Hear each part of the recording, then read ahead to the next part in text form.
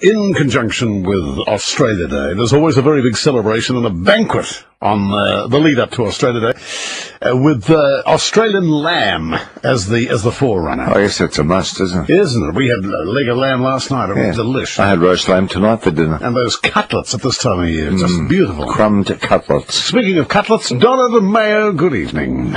Good evening, and welcome back, Bruce. I have missed you so much, just like all our listeners. So it's great to have you back. Oh, I can't tell you. I'm thrilled. I am thrilled to be back. But it is a tradition, a fine tradition that is continuing, and it's the Australia Day lamb dinner here at Breezes at Crown. It's a gorgeous evening. We've had our champagnes out here on the terrace. It's been stunning. And then we moved inside for the most delicious dinner. The likes of Steve Quartermain are here, Neil Fraser, the tennis legend himself, Jeff Pollard, Frank Sedgman, Jennifer Hansen, but the star of the show, the man that pretty much cannot speak highly enough of lamb, as you mentioned, is the one and only Sam Kekovich. So I'm going to hand the phone over to you, and he can tell you all about the fact that we're celebrating Australia Day a little bit early, but we're having a fine evening here. Here's Sam Kekovich, boys. Had you lamb tonight, Sam?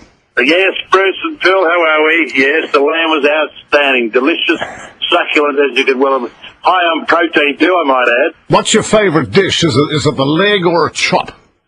Well, I'm a bit of an old dinosaur. I still like the leg of lamb, and I like the old cutlet on the barbie. And the lamb chop occasion. In fact, I like it all. I'm a bit of a glutton. But you need that mint sauce, don't you? That mint jelly, Sam. Well, see, there's the old furphy.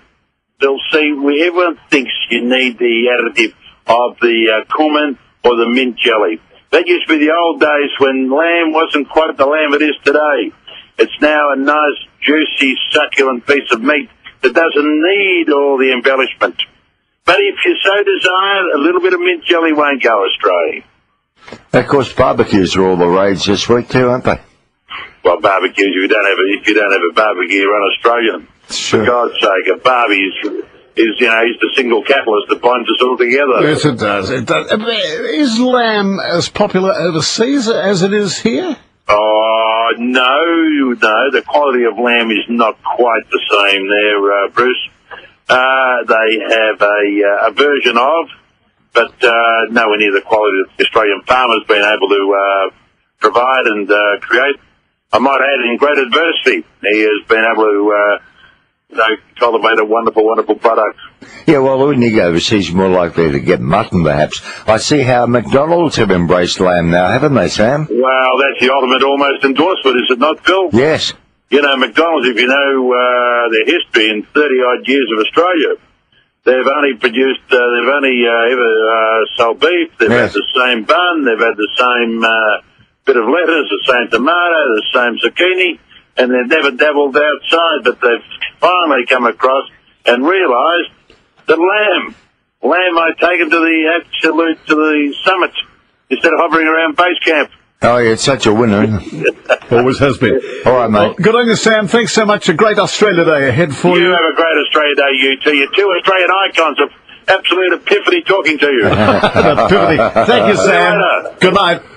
Sam Kekovich, a real character. Oh, yes, he is. Saluting lamb prior to Australia Day.